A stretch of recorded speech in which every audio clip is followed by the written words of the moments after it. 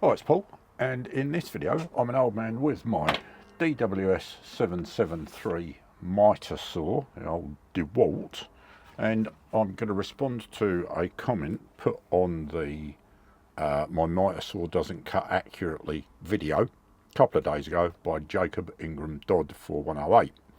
I must also actually apologise to Rock's Original 732 and Absolutely Everything 2115, who both commented a year ago on exactly the same thing, and I promised them I would go and have a look at it, just the same as I did with Jacob Ingram 2 days ago. And in fairness, I did go and look at it, but I didn't do anything about it. So anyway, what they are referring to is on the DWS773 Mitre saw, when you put the saw out, they're saying it wobbles about a lot. You can probably see that on the overhead. Now, in fairness, mine does wobble a bit, not a huge amount, but something I didn't realise when people commented before and when Jacob commented the other day was, if you take the blade off, let me just stick the other camera up. If you take the blade off,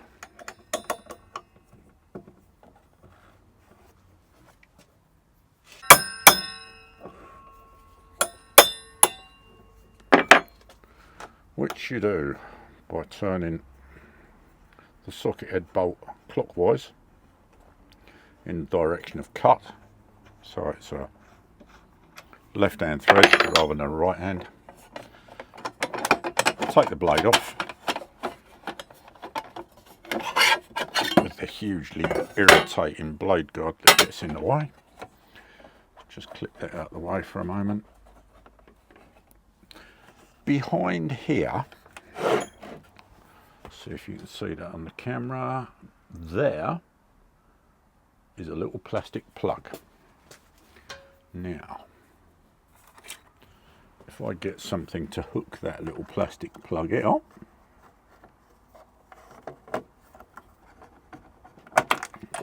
you can do it with a screwdriver. I've got this hooky thing made out of an old hacksaw blade years ago. Inside here, and I'll do a photograph that I'll insert, but inside here is a screw head, and if you adjust, well, when I say a screw head, there's a slot in a plastic plug, and if you adjust it inward,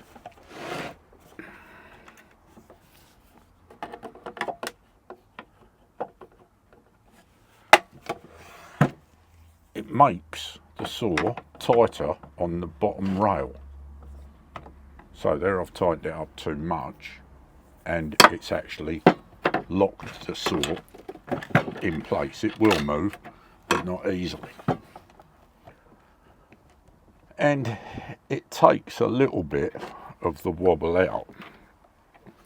Would help if I tightened up the clamp on the swivel.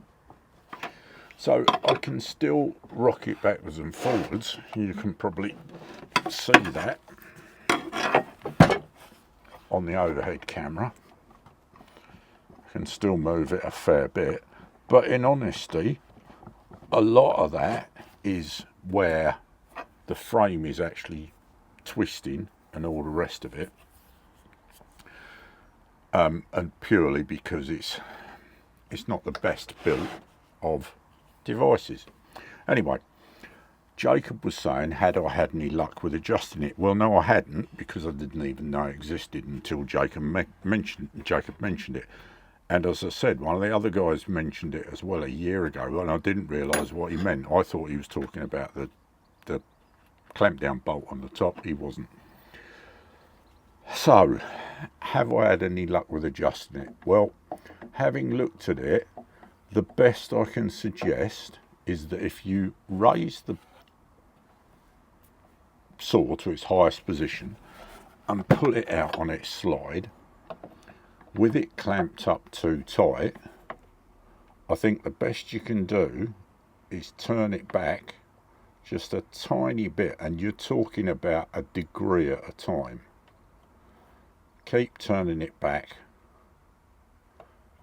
until the point that it starts to slide.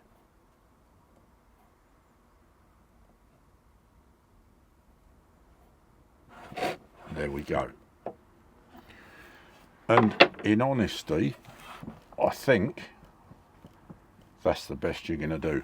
I can still feel it rocking a little bit. Does it affect the accuracy of my cuts? Well, obviously it does. Do I worry about it? No, in fairness, I don't. I don't tend to be cutting anything that requires that level of accuracy. And I think one of the issues is this is DeWalt's version of probably what you'd call a hobby saw, or a DIY saw. I don't think that's part of the issue. I think if you went to one of the, well, I would hope that if you went to one of the bigger, much more expensive tools, that the adjustment might be more accurate and you might get better results in it. Do I think we could do any better on it? I gotta be honest, I'm not sure. Obviously the plastic plug threads into the hole, and the hole is in the aluminium casting. It's not in the plastic. It's a plastic plug that screws in and tightens up against the bottom rail, and I'll put another photograph in. So could you improve on it? Well, maybe you could make something like a metal plug with a nylon end, but what you're up against is the fact that you've got quite a coarse thread in there, and so just the slightest bit of movement moves the plug in reality quite a long way, so you can't get it that accurate. Also, as far as I can see, there's nothing that you can do with the top rail. It is what it is. I suppose you can change the bushes and all the rest of it, and I can't see any adjusters anywhere else. What I have done is had a look at the parts manual. I found a good copy of the parts manual on the internet with, it was MTC tooling supplies or spares or something like that. I'll put a link in the description below. But can you adjust it and make it super good? No. Could you, if you invested enough time and effort and money into it, make it a better saw? Probably. Would I bother? No. Much the same as my videos on my Lidl or Aldi or whoever's it was pillar drill, which is really not good. This is okay, it's just not great. And personally, I think what affects my results more than any of these tiny little adjustments is making sure it's set up square and making sure it's got a sharp blade. Sharp blade is just unbelievably important, especially if you're cutting on a bevel. You get the slightest bit of bluntness in the blade on the bevel and it will just try and skid off sideways, and then you'll get a really horrible cut. Doesn't matter how accurate it is, because it will just, especially if you're using a thin curved blade, it will just twist the blade away.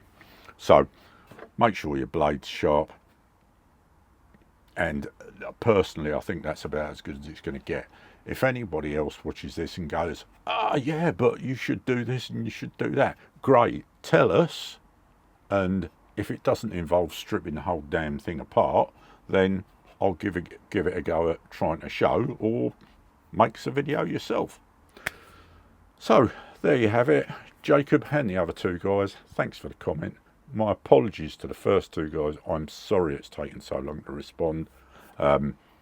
Amongst my many failings, one of them is I have a memory like thing I can't remember.